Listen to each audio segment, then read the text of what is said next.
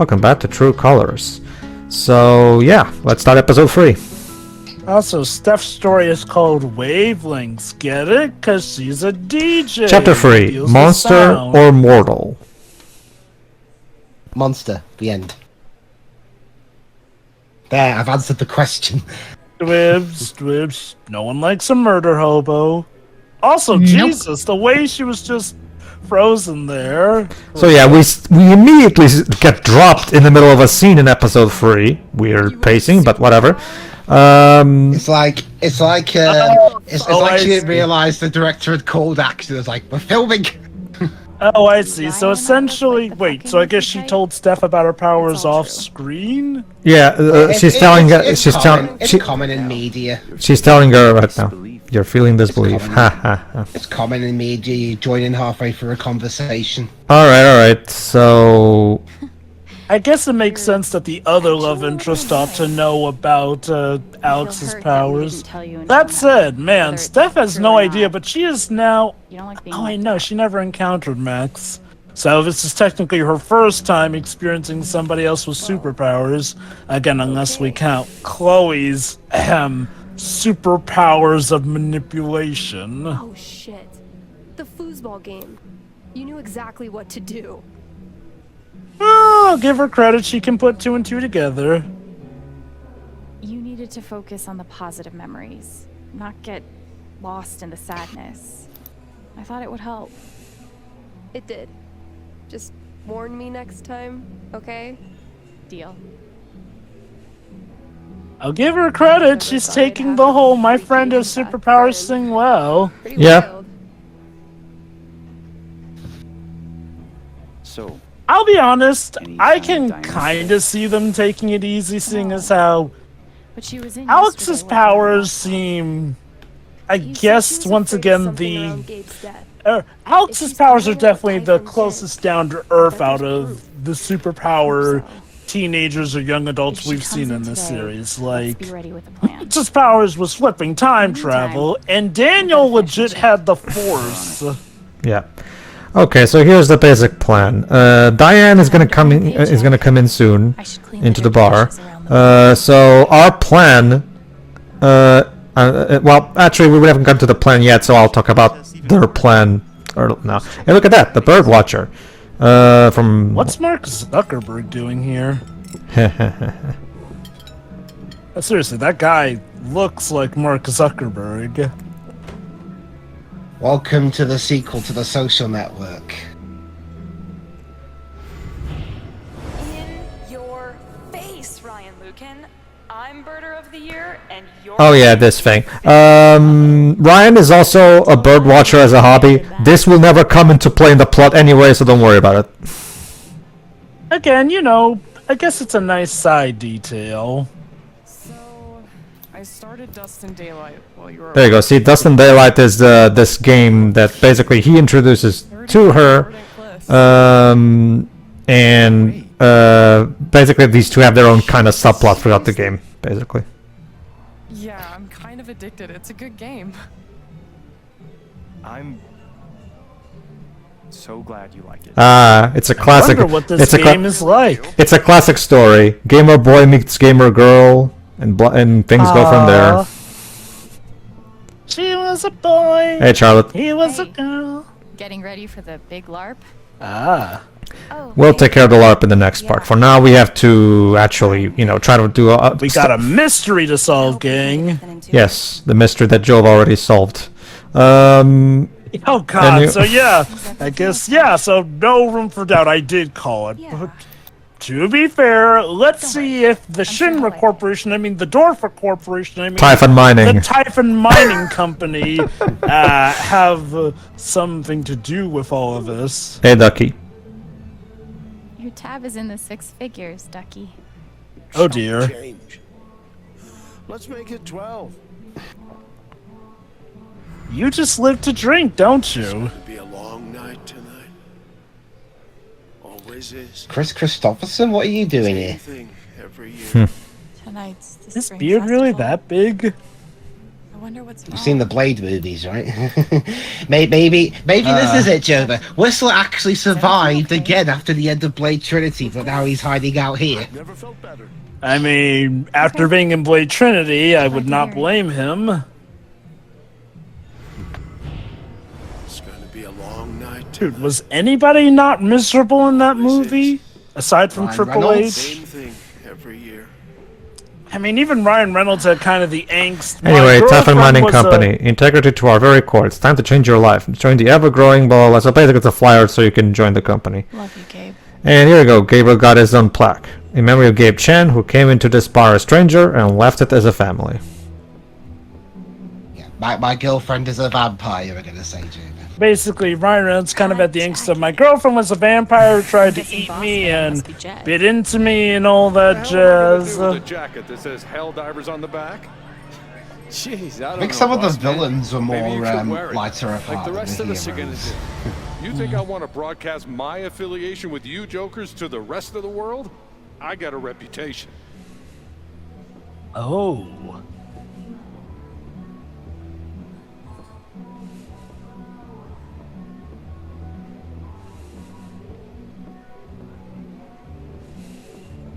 Hey, Eleanor. Hey, Eleanor. How are you? I'm doing okay. Thank you, dear.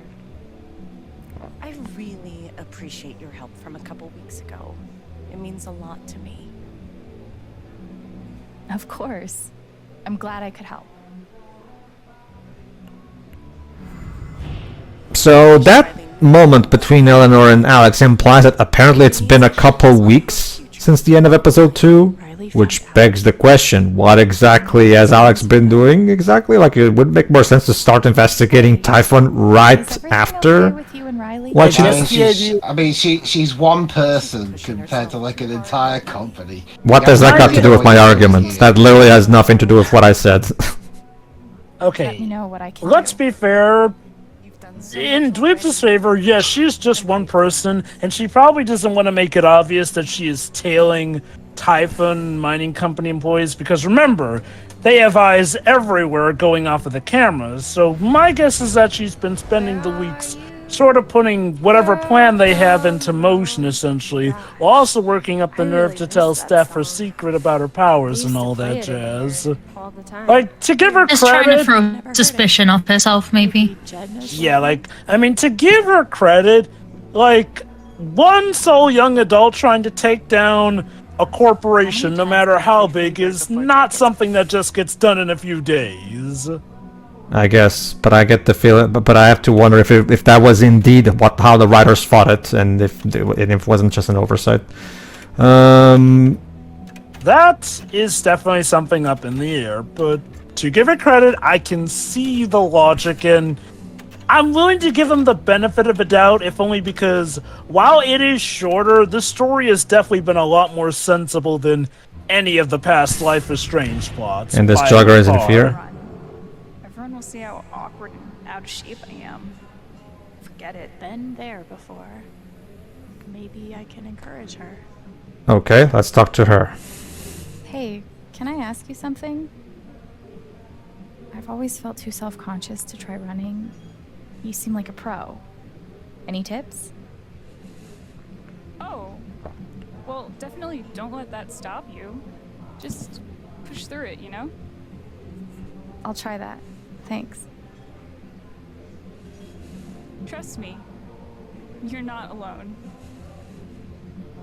Even though I am strong. Alright, so before we can put our plan into fruition, we have to first, do our actual job.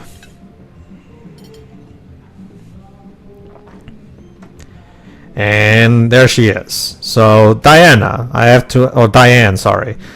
What exactly was causing you so much fear? Yes, well, not yesterday, a couple weeks ago. Hey, welcome.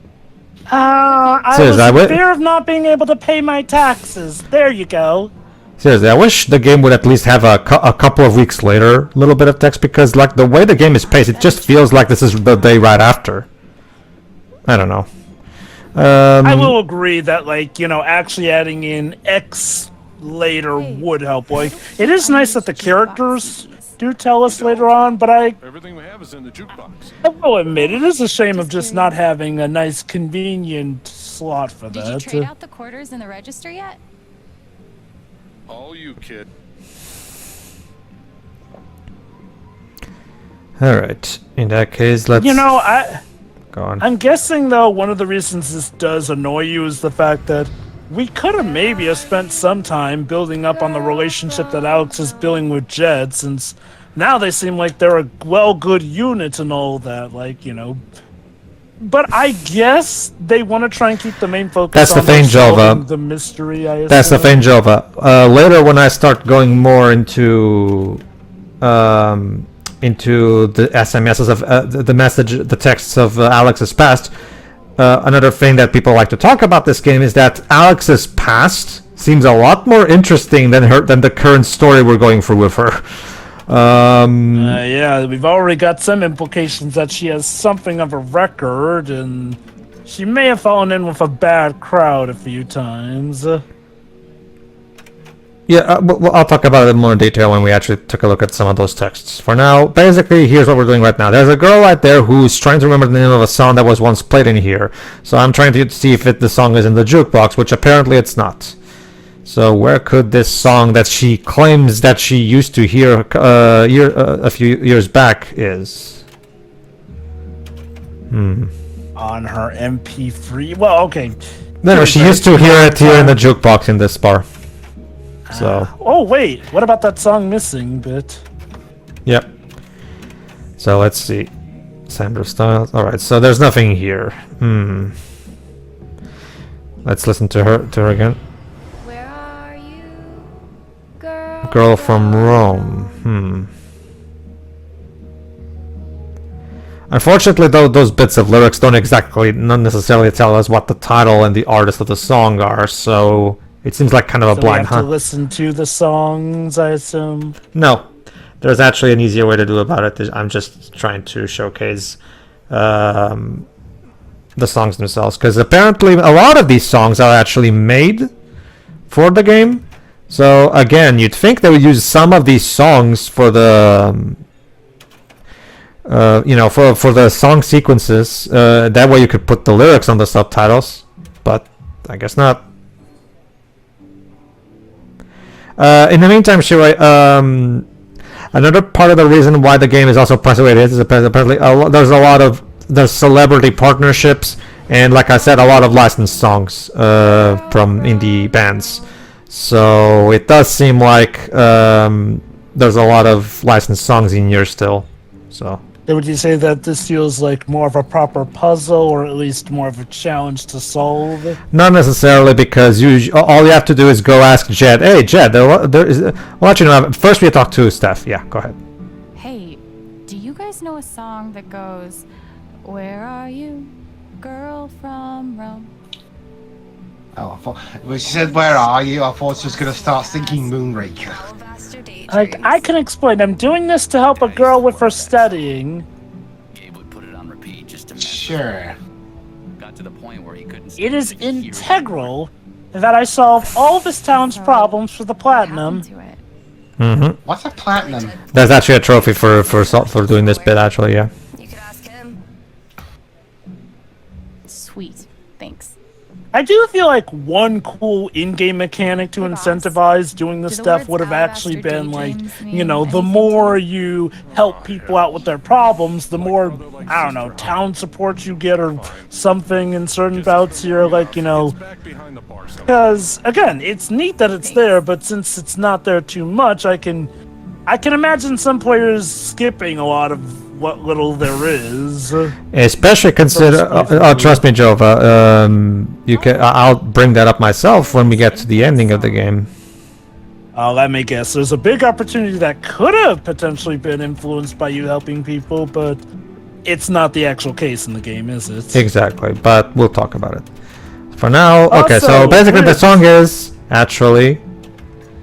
where is it? The Fuckadelics? Yeah, the Fuckadelics. There you go. Think of the children, Alabaster, Daydream. So this was the song. So I was right. It was the one that originally said "song missing." It's because Jed put it away because he got tired of hearing it on loop, because Gabe always kept putting this song on loop. And there you go. Now she's happy. That's it. How the hell? Don't worry about it. I'm a genie of sorts. Okay, so in order to move on with the main plot, you just speak to Steph and Ryan so we can move forward with the plan, so let's do so. Okay. Alright, so what's the plan, guys? What's the plan? How do we get information out of Diane about... we need to get information from Diane, not a building. Alright. So first we'll have Shaggy and Scooby distract her, and then we'll get the info from her briefcase, so wait. I thought the plan was gonna be... Alright, so they're workshopping a plan. Exactly. So I thought the plan was gonna be, we'll burst into the building and kill everybody, and then ask them... Oh wait, no we can't, because they'll be dead. Okay, so what is your plan, Ryan? Exactly. Okay, so here's what I'm thinking. I asked Diane out on a date. Wait, what? Okay. What? Go on. She doesn't notice one Ryan Lucan swiping her laptop. Ryan carries said laptop upstairs. Do you know her password? Maybe Diane and I Yeah, I'll wait till this is over. Not important. That's your plan? What about the password? That's not far off from the plan I was making, and I was flippin' joking, honey. Now to be clear, Alright. it's the same plan. Except What? I'm the distraction. Look, Steph, I don't even think she... Yeah, I'm with Alex right now. What the hell are you idiots talking about? Really? So basically, both of you guys' plans is you both want to get laid, essentially. You're just doing this to hook up with her, aren't you?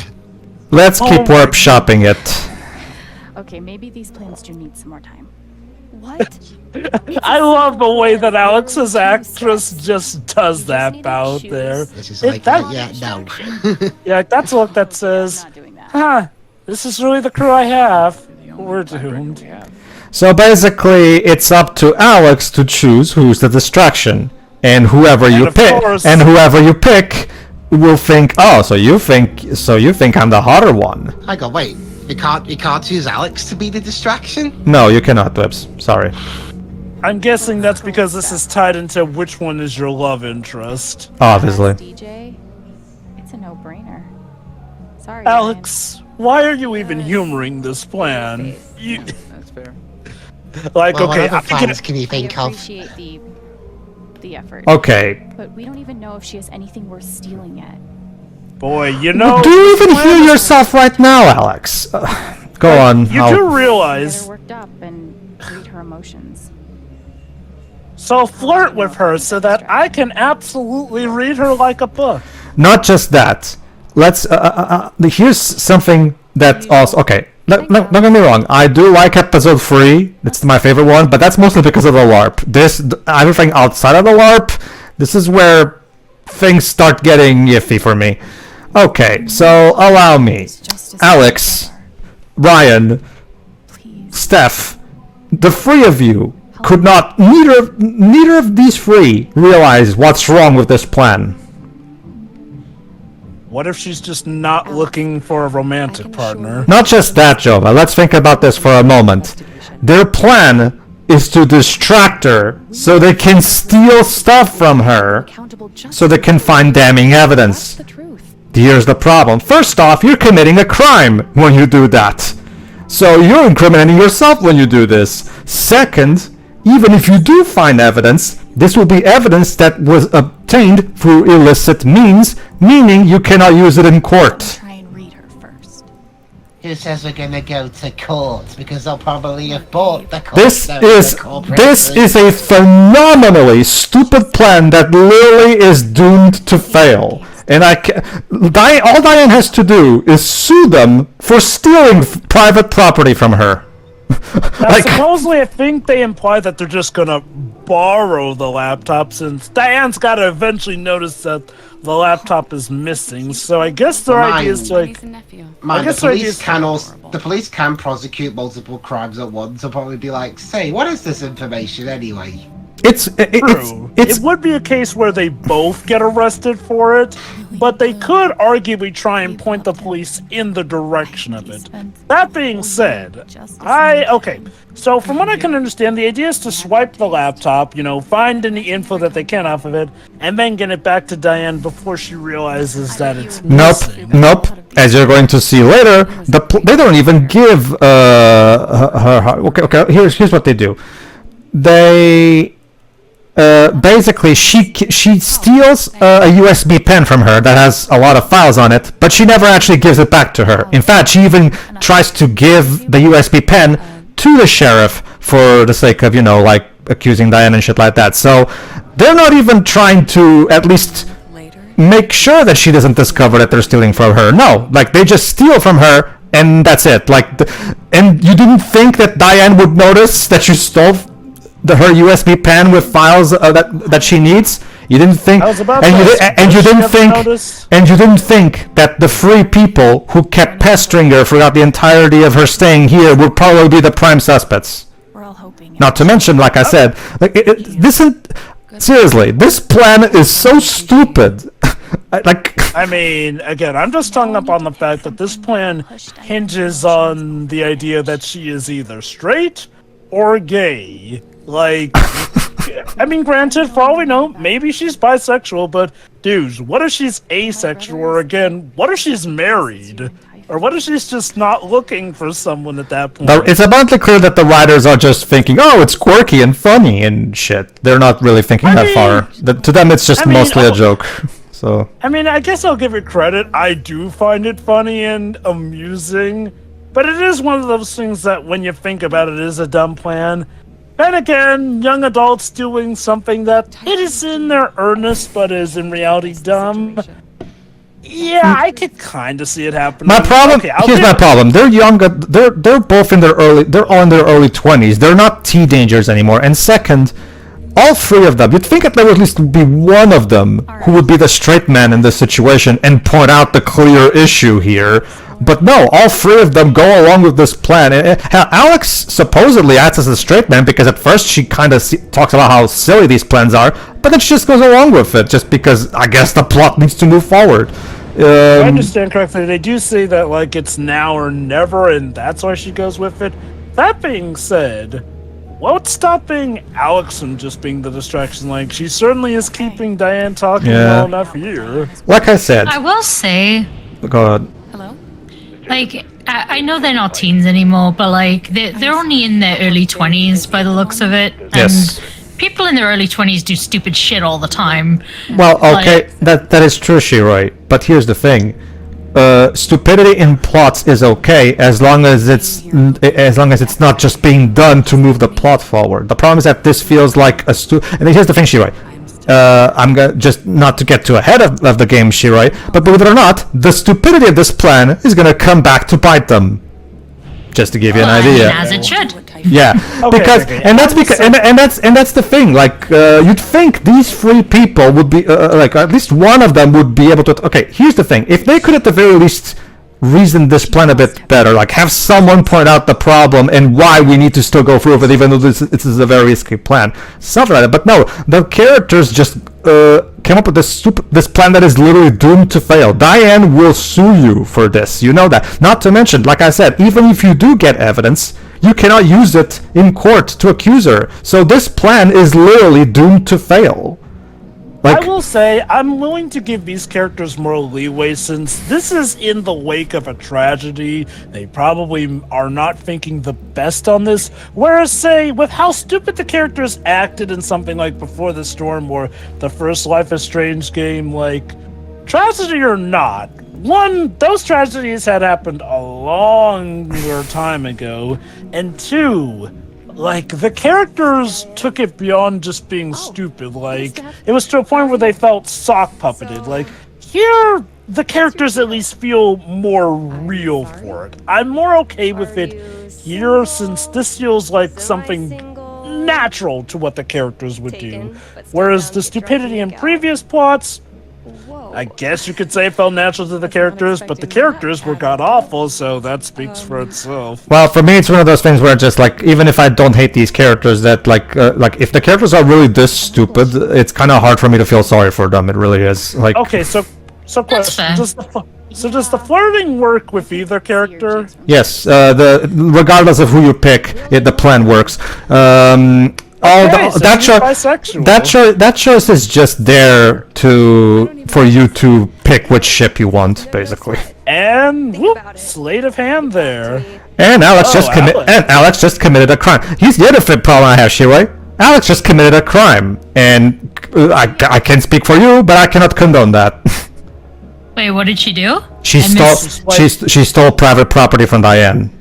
She swiped the drive that they were trying to get. Yeah, basically. So she just stole private property, which is a crime, punishable by, I think it's 3 to 5 years, I think, if I remember correctly. Okay, not for nothing, but I'm pretty sure I'm pretty sure there's quite a bit of fiction, some of which I'm pretty sure at least one of you guys really enjoy, also involves characters committing crimes to fulfill their aim. That is true. Here's the major difference to it. These are supposed to be our quirky, lovable protagonists that we're supposed to like and root for.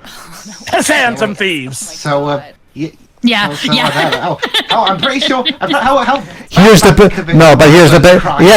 and guess what, Jova? What the Phantom Thieves do, they are chased by people for it. You know, like it's not like the game. Have an example, actually. It's not like Persona 5. Persona 5 acknowledges that the Phantom Thieves are committing crimes. This game, on the other hand, seems to be like asking us to root for these characters to commit crimes. Go on. I mean, to be fair, they literally commit those crimes for the betterment of society. So, sure. Again, I'd say it's a gray issue. Yeah, sure. I've been watching a new LP for the first Ace Attorney game, and in the second case, Phoenix literally steals evidence from Grossberg's office. So, quirky, lovable protagonists, even lawyers who should know better are gonna steal shit to, for the greater good, for lack of a better phrase. See, here's the thing, though. So basically, Phoenix Wright should also be getting a lot of that. Well, here's the thing. While it is true that Phoenix stole that thing, he managed to still get away with it and do it in a way that allowed him to win the case. This, as you're going to learn later, this is literally them putting themselves in a position where they literally can't win. Like okay, how about this? You can have them steal things, just have them at the very least think the plan through. Because the fact that they do it so recklessly and without even thinking this through makes it so that when shit does go down, I'm like, yeah, well, what did you expect, you guys? Okay, this is one of those cases where I feel like I can buy that they would be thinking strictly in the moment, just to get this evidence, but don't think things in the long way through, which, again, I'm willing to allow characters to do that, provided that they're written well enough to justify it. In this case, we have gotten hints that Alex has been something of a troublemaker in the past, or at the very least did not have the best upbringing in the system, so I can buy that she would get in on this plan, and it's a very bout of gray morality here, okay, going back to the example with Phoenix in that context is in a crapsack world where the law is kind of corrupt and very much biased against defense attorneys, ergo based off of Japanese law at the time, so yeah, while him stealing that stuff is technically bad in the grand scheme, overall, it is being done for the greater good, and he does find a loophole for that in Rise from the Ashes, ergo having to game the system in that regard. Yes, the Phantom Thieves are thieves, criminals in a sense. But what they're stealing is in actuality stuff that is helping Steph out in the long run. And while, Ren gets arrested for that along the way, that there's more at play here. What I get the sense is that what they're going with this is the idea that, Typhon Mining Company are an incredibly corrupt corporation. We gotta take them down. Again, they are young adults. definitely thinking for the greater good and wanting to find justice for their dead brother or friend. They have good intentions, but they are not thinking this clearly. I can buy this as, at the time, it would seem like their best option to, at the very least, try and find just information at that. And, like, they don't have much other leads.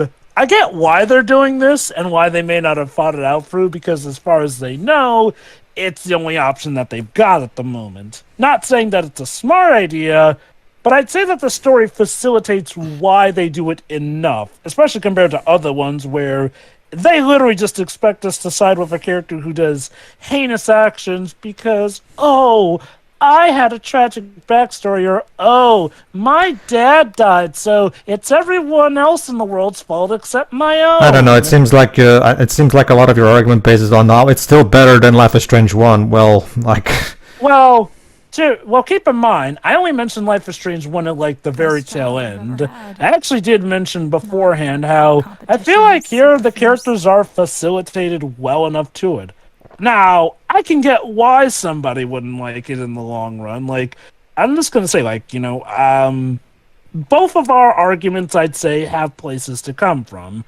Mine in the sense that technically the writing could work, but you do have the point that arguably, in the narrative sense, the characters could have at least fought up the consequences first and foremost in the get-go. Like, know that they're taking a risk, and I get the feeling it's implied of that, but the story is up to enough interpretation that I can see where you're coming from, too. It's just, for me personally, I just feel like the story actually does facilitate itself well enough here. Like, I'm not annoyed with how this one was taken off. Like, I agree with Shiroi. Like, they're young adults, they're well-meaning, but dumb in the sense, but not like, you know, Darwin Awards dumb, if you catch my drift. For me, it's one of those... well, okay, how about this? Let's put a pin on this, because when Alex tries to defend herself for stealing, let's just say her defense is very poor. And that's all I'll say for now. Let's put a pin on that. Happens there.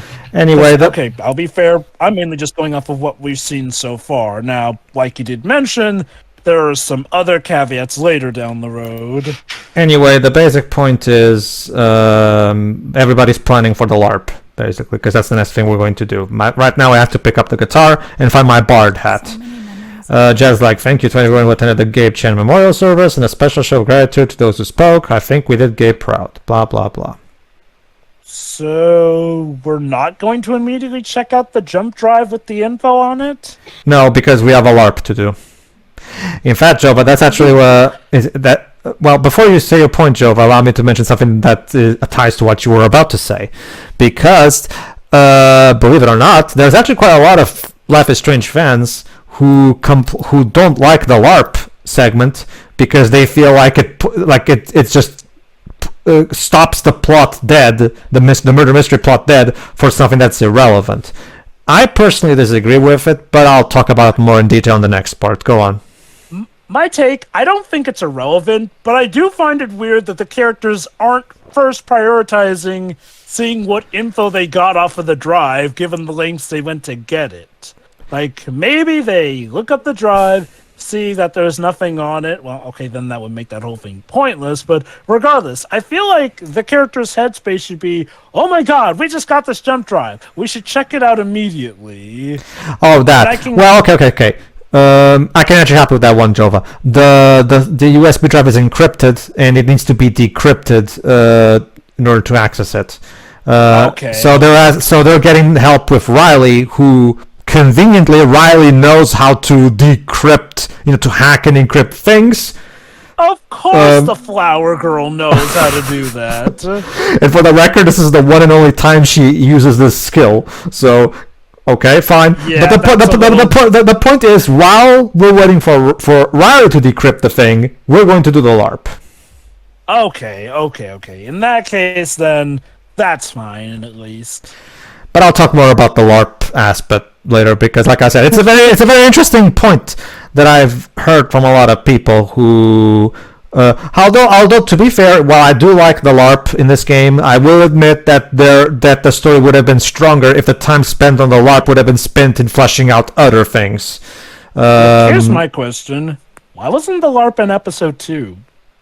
Like, you could have had it in episode 2. We were building up to it in episode 2. Have it happen in episode 2. Then maybe show, like, the lamp going into the air for Gabe. And then you can go to episode 3, where we do the plan, then get the stuff decrypted, so that it doesn't feel like we have this sudden interruption in the middle of the plot. Basically, yeah. And especially since episode 2 was hurting for so much length, as you showed us. Exactly. Oh, just you wait till we get to episode 4. episode 4 is probably the shortest one. You can basically end episode 4 in like 20 minutes. Like, really? Jeez. No, that's the thing, Shiroi. It's kind of hard. You start to see what I mean. It's kind of hard to justify, because remember, Life is Strange 1 is longer than is quite longer than this game, and it costs $20. That's $40 less than this game. Because right now neither of the games are on sale, so you can basically get that. See, let me just finish up my point real quick. I feel like it's one of those things where, again, see, the thing about characters making stupid decisions, yes, you can have that in plot. I'm not saying you can't. Thing is, in order for the audience not to start thinking, okay, you guys are that's your plan. Like, the plot needs to rationalize their stupid actions better. A good example of this is like something akin to what Neku does in The World Ends With You, where he tries to kill Shiki, right? And the reason that works is because the circumstances and the context of why he's doing it are understandable. He's doing something stupid, but at the same time, everything that's his personality plus the circumstances of what happened with Uzuki literally forcing him, you kill her or I kill you, justify Neku's stupid decision. You understand where he's coming from. Whereas these characters, well, like I said, they're young, therefore they do stupid things. I get that, but at the same time, like, maybe I would... They're doing it to find out who caused the cave-in. That's why they're doing these stupid things. We know why. I guess well, again, they feel that they gotta do it at this very moment. Yeah, go on, Pedro. Okay. Well, I think here's the thing. I would find this better if the characters at the very least discuss this better. You know what makes it worse for me, Shiroi? The fact that Alex at first calls the plan stupid, but then suddenly out of nowhere she just goes along with it. Like there's nearly to no resistance from her, even though she supposedly thinks the plan is stupid. If there was like a bigger discussion where Alex tries to come up with a different plan, something more to properly, but because Alex comes around to the plan way too quick. Like, I don't know. It just feels like it's there because they need the plot to move forward to me. See, right now, I'm taking a look at Steam right now. See, on Steam right now, Life is Strange 1, it's entire, you can't buy single episodes anymore, it's $20. True Colors, whereas True Colors is let me see how much Before the Storm is real quick, because Before the Storm is only 3 episodes and it's about as long as this game. Before the Storm is $16.99 on its entirety, and Life is Strange 2. Oh, really? Let me see how much is Life is Strange 2, which is the longest of the games, as you might remember. Hold on, doesn't seem to say here how much it is. Oh, here it is. Okay, so basically it's $20, around 20. Well, you can actually still buy individual episodes for Life is Strange 2 still to this day, apparently. Weird. Hold on, let me add all this thing to the cart. Okay, so basically the entire game is like $30. Life is Strange 2, I mean. See, this basically means, Shiroi, that in order to surpass True Colors' price, I have to combine all 3 of the previous games. Just to give you an idea. again, like I feel like the industry needs to give us a breakdown on how and why things are priced the way they are. Because bloody hell. One final point that I had before we cut this off, though. But I'll let Dibs go first. Go on. I was going to say, are we at the end of the part now? Don't worry, I have only one more point to mention. Another thing that's also important to remember, Shira, that Sarita Cucumber, who's a Life is Strange YouTuber, brought up an interesting point, is that the core audience of Life is Strange is young people, teenagers to young adults, right? People who probably don't have that much income yet, which is why the whole $5 per episode module was really good for them, right? But now they have to buy this as $60 single game, like all the other more expensive games, you know. So it can be kind of alienating if you're someone who preferred the more affordable pricing module from before. So although, and I'm not saying this to defend the pricing, but to point out, they would probably assume that the people who were fans of it back when they were in their teens with Life is Strange are probably full-grown adults by the time of Life is Strange True Colors. I'm not saying that to excuse the pricing. I'm just pointing out that might be part of the reason. Not that I agree with it. To give you an idea, Shira, this guy, Sarita Cucumber, who made the big, long review of this game, his entire section where he talks about the price, the section of that review is literally called the Price is Always Wrong. That's what he called that section of his review. I really need to get around to checking out reviews from the Life is Strange community. I recommend Rye Bread and Sarita Cucumber, although Sarita Cucumber has a weird, simpish relationship with Life is Strange 2 that is a bit... Wait, he likes Life is Strange 2? He admits that looking back there were issues, that the game has issues, you think, but... However, he still defends that Life is Strange 2 is the one that has the best choice-consequence aspect to it. And that, ladies and gentlemen, was the Gaming Financial Report with Pedro Duarte. Exactly. Okay, well, as a businessman myself, this kind of thing interests me, so... Okay, I guess if I'm to give him credit, Life is Strange 2 does arguably have the most variety of endings from what you've told me and from what I've seen. Well, remember, we saw all the endings in the extras part, so... Yeah, like from what, and again, from what you've told me about the variety or lack thereof in, well, this game's ending, and well, I've seen the other endings. Oh, yeah, I can bring that up, Jova. Very little actually matters choice-wise in this game. The plot is basically the exact same, except for basically you pick two endings at the end, which again, another parallel. This game has to have a strange one. Oh boy. All right. Let's just end this before Dwibs gets antsy. See you, everybody. See ya. See ya.